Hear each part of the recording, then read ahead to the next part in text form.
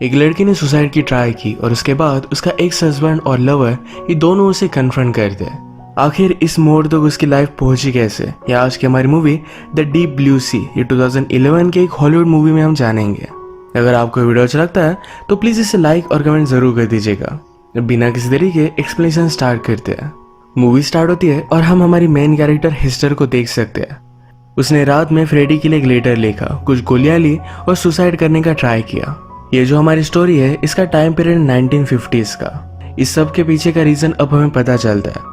हेस्टर का एक हस्बैंड था जिसका नाम था विलियम, पर हेस्टर का अफेयर ये फ्रेडी के साथ हो गया जो विलियम का फ्रेंड है। फ्रेडी भी हेस्टर को बहुत लाइक करता है। उसने कहा, मैंने मेरी जिंदगी में तुमसे ब्यूटीफुल लड़की कोई भी नहीं देखी। ये इन दोनों की पहली मुलाकात थी। इसके बाद ये दोनों मिलने लग गए थे। फ्रेडी एक्चुअल में एक पायलट था जो रिटायर होकर अब घर आ चुका था। अपने वॉर के किस्से वो हेस्टर को सुनाता। उसमें एक एक्साइटमेंट थी, एक एडवेंचर था। इसी वजह से हेस्टर फ्रेडी को लाइक करने लग गई।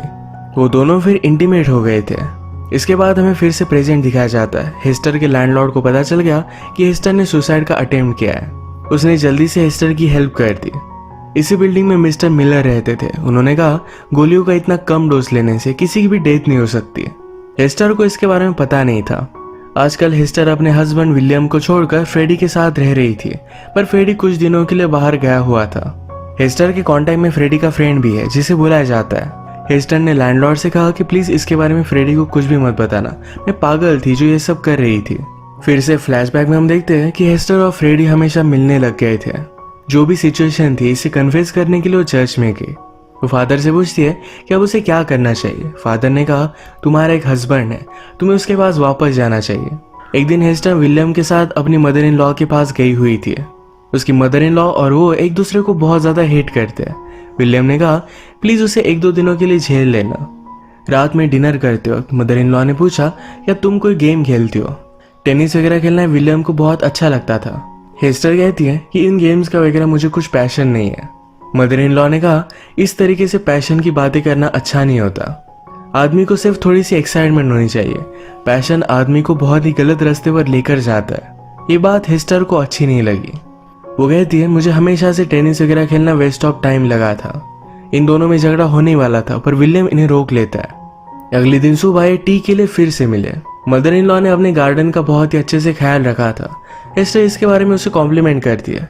मदर इन लॉ ने कहा कि लोगों से मिलने से अच्छा ये गार्डन होते हैं, इससे आदमी सेफ रहता है। मदर इन लॉ इस तरीके से बात कर रही थी जैसे उसे हेस्टर के बारे में पता ही है। विलियम ने कुछ चाय लाई जो मदर इन लॉ हेस्टर को बनाने के लिए कहती है। जैसे हेस्टर ने बनाई ये मदर इन लॉ को अच्छी नहीं लगती, तो इन सारी चीजों पर हेस्टर को गुस्सा आ गया और अपने रूम में वो चली जाती है। रूम में जाकर वो फ्रेडी से बात कर रही थी। ये दोनों एक दूसरे को मिस कर रहे थे और जल्दी एक दूसरे से मिलेंगे इस पर ही डिस्कशन कर रहे थे, पर ये सब विलियम ने सुन लिया। वो बेचारा हार्ट ब्रोकन हो जाता है। उसने पूछा कि ये सब चलते हुए कितना टाइम हुआ। हेस्टर कहती कि अब बहुत टाइम हो चुका है। विलियम कहता है कि मदर के सामने मुझे कुछ भी तमाशा नहीं करना, नीचे गाड़ी में मैं तुम्हारा वेट कर रहा हूँ। उसने गाड़ी में कहा कि मैं तुम्हें कभी भी डिवोर्स नहीं दूंगा, मैं तुम्हें जितनी तकलीफ दे सकूं उतने देने का बहुत ट्राई करूंगा। हेस्टर ने उसे कहा कि तुम मेरे फादर की तरह बात करते हो, उसी टोन से। वो विलियम का बिहेवियर टॉलरेट नहीं कर सकती। विलियम ने कहा कि सब कुछ सही चल रहा था, थोड़े से प्लेजर के लिए तुम सब कुछ दाव पर कैसे लगा सकती हो। वो उससे अब कभी भी मिलना नहीं चाहता था। गाड़ी रोक कर वहां से वो चला गया।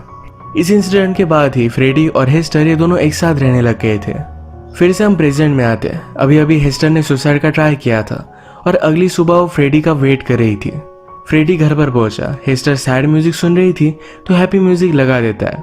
उसकी ट्रिप कैसे थी इसके बारे में एक्साइटेड होकर सब कुछ चीजें बता रहा था। हेस्टर उससे कुछ भी बात नहीं कर रही थी। उसने रियलाइज किया कि शायद उसने कुछ गलती की है। वीडियो में आगे बढ़ने से पहले मैं आप सबको आज के स्पॉन्सर के बारे में बताना चाहता हूँ, 1xBet। इस वेबसाइट पर आप फ्री में लाइव मैचेस देख सकते हो। स्पोर्ट्स में बेटिंग कर भी आप यहाँ से पैसे कमा सकते हो। वीडियो के डिस्क्रिप्शन में मैंने वेबसाइट का लिंक दे दिया है और टेल्स ये प्रोमो कोड भी आप यूज कर सकते हो। लिंक या प्रोमो कोड से अगर आप साइन अप करते हो तो आप जो भी डिपॉजिट करोगे उस पर 130% एक्स्ट्रा बोनस आपको मिलेगा। तो जाकर एक बार इस वेबसाइट को जरूर चेक कीजिएगा। मैं तो आपसे फ्री के मैचेस यहाँ पर ही देखूंगा। फिर से वीडियो में आगे बढ़ते हैं। उसे फिर याद आता है कि कल हेस्टर का बर्थडे था। पूरी तरीके से वो भूल चुका था। वो फिर हेस्टर के पास आया, उसे सॉरी कहा, गले लगाया, किस किया।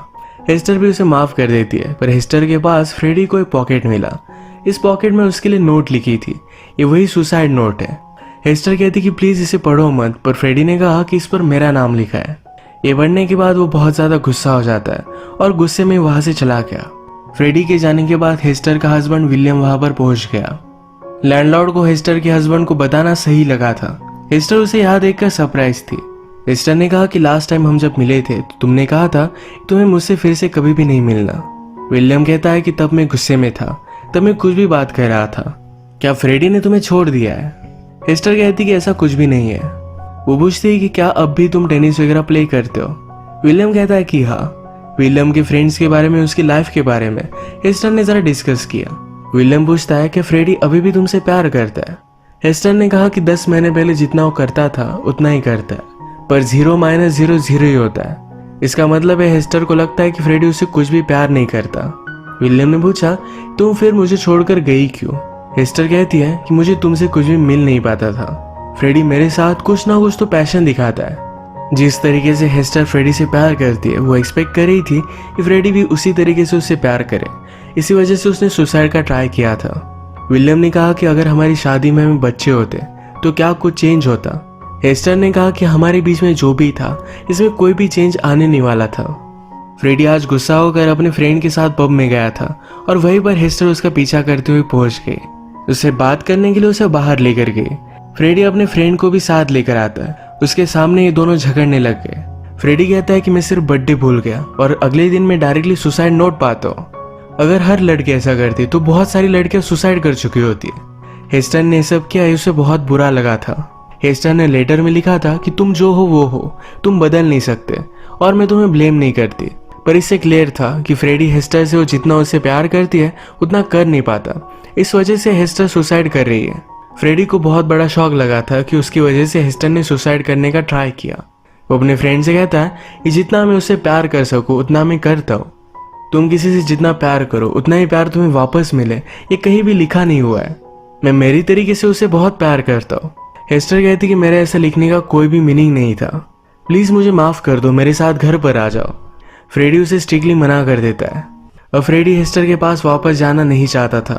हेस्टर ने कहा कि प्लीज आज रात मेरे घर चलो, मैं तुम्हें कुछ भी नहीं बोलूंगी, पर फ्रेडी ये बात मानता नहीं। हेस्टर को भी सहारा देने के लिए फ्रेडी का फ्रेंड रुका। उसे समझाता है कि लाइफ में प्यार ही सब कुछ नहीं होता, कपल के बीच में कंपैटिबिलिटी भी एक चीज होती है, शायद वो सबसे ज्यादा मैटर करती है। फ्रेडी को तुम्हारे साथ चलना चाहिए था। हेस्टर कहती कि शायद उसे पता था मैं कभी भी अपना प्रॉमिस रखती नहीं। मैं उससे बात करती, उसे मनाने की कोशिश करती, वो मुझसे ज्यादा जानता है। फ्रेडी के फ्रेंड ने कहा कि मैं उसे घर पर लेकर जाता हूँ, समझाने की कोशिश करता हूँ, रात में मैं तुम्हें कॉल करूंगा। इसके बाद हेस्टर और फ्रेडी के रिलेशनशिप में हम एक फ्लैशबैक देखते हैं। एक दिन ये दोनों आर्ट एग्जीबिशन के लिए गए हुए थे।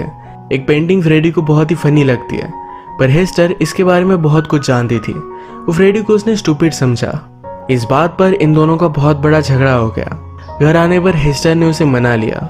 इसी टाइप के इनके रिलेशनशिप में भी प्रॉब्लम्स थे, पर एक दूसरे से प्यार करते थे, इसी वजह से ये सब चीजें चल रही थी। रात में हेस्टर को फ्रेडी के फ्रेंड का कॉल नहीं आता तो खुद ही कॉल कर लेती है। उसने फ्रेडी से फोन पर बात की। उसने कहा तुम्हारा जॉब का क्या हुआ, क्या तुम्हें वो मिल गया? फ्रेडी कहता है कि मिल चुका है, नेक्स्ट वीक से अपनी जॉब पर वो जाने वाला था।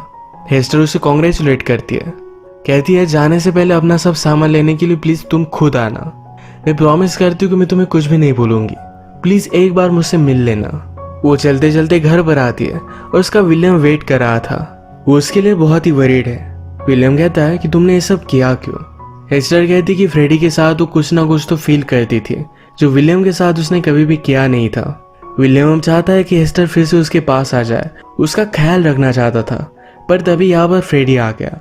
वो विलियम की बहुत इंसल्ट करता है, कहता है क्या अब भी तुम इससे प्यार करते हो? फ्रेडी के अंदर जाने के बाद विलियम ने हेस्टर से कहा कि हाँ अभी भी मैं तुमसे प्यार करता हूँ, तुम अगर चाहो तो फिर से मेरे पास वापस आ सकती हो। हेस्टर कहती कि हम देखते हैं कि फ्यूचर में होता क्या है। हेस्टर जब बिल्डिंग में आई तो उसके लैंडलॉर्ड का हस्बैंड जो बहुत ही ओल्ड था, उसके ख्याल वो रख रही थी। लैंडलॉर्ड ने हेस्टर को देखकर उसे बात की, कहा कि जो तुमने कल किया ये फिर से होना नहीं चाहिए। हेस्टर कहती कि ये सब एक मूवमेंट में हुआ था। लैंडलॉर्ड ने उसे कहा प्यार के बारे में बहुत सारे लोग रबीश चीजें बोला करते हैं, पर एक्चुअल प्यार क्या है? मैं और मेरा हस्बैंड इतने सालों से एक साथ रह रहे हैं, मैं आज भी उसका ख्याल रख रही हूँ। इसे सच्चा प्यार कहते हैं। किसी के प्यार के लिए तुम्हें जान देनी पड़े, इतना इम्पोर्टेंट कोई भी आदमी नहीं होता। ये सब सुनकर हेस्टर फिर से ऊपर आ गई। हेस्टर फ्रेडी से कहती है कि तुमने मुझसे तो कहा था तुम फिर से एयरफोर्स नहीं ज्वाइन करना चाहते। आजकल तुम्हारा जजमेंट उतना साफ नहीं है। फ्रेडी कहता है कि मुझे 1-2 वीक लगेंगे, फिर से मैं पहले जैसा हो जाऊंगा। हेस्टर ने पूछा क्या हम दोनों एक साथ जा रहे हैं। फ्रेडी कहता है कि नहीं, आज जो हुआ उसके बाद नहीं।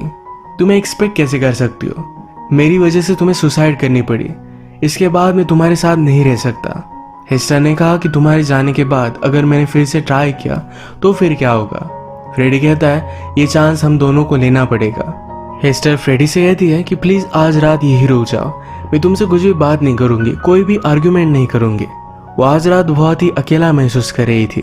सुबह फ्रेडी अच्छे से सूट वगैरह पहनकर रेडी हो गया। अब वो अपनी जॉब पर जाने वाला था। हेस्टर उसके शूज देखकर उसे पॉलिश कर देती है।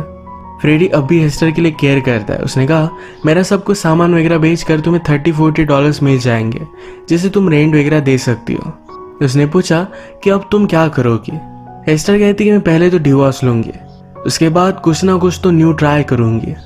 फ्रेडी को सुनकर अच्छा लगा कि हेस्टर अपनी लाइफ को लेकर जरा ऑप्टिमिस्टिक थी। वो वहां से चला जाता है, पर हेस्टर बहुत रोई। पूरी मूवी में हेस्टर अपनी खिड़की से कुछ ना कुछ तो बाहर देख रही थी। अब हम देख सकते हैं कि उसकी खिड़की से वो एक बर्बाद हुआ घर देख रही थी। वो रियलाइज करती है कि उसने सब कुछ बर्बाद कर दिया था। सब हो जाने के बाद वो फिर से अपनी लाइफ को लेकर जरा ऑप्टिमिस्टिक थी।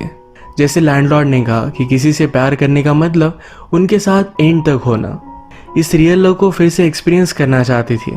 इसी के साथ ये मूवी एंड हो जाती है। किसी ने सच कहा है उसका मिलना तकदीर में ना था, वरना मैंने क्या कुछ नहीं खोया उसे पाने के लिए। इसी के साथ आज का वीडियो हम खत्म करते हैं। अगर आपको एक्सप्लेनेशन अच्छा लगा तो प्लीज़ इसे लाइक कर दीजिएगा। मैं बहुत सारी मूवीज़ लेकर आता रहता हूँ, तो प्लीज़ चैनल को सब्सक्राइब कर दीजिए और बेल नोटिफिकेशन आइकॉन दबाना मत भूलिएगा। हम फिर से मिलेंगे और एक नई मूवी के साथ। तब तक के लिए थैंक यू और आप अपने आप का ख्याल रखिए।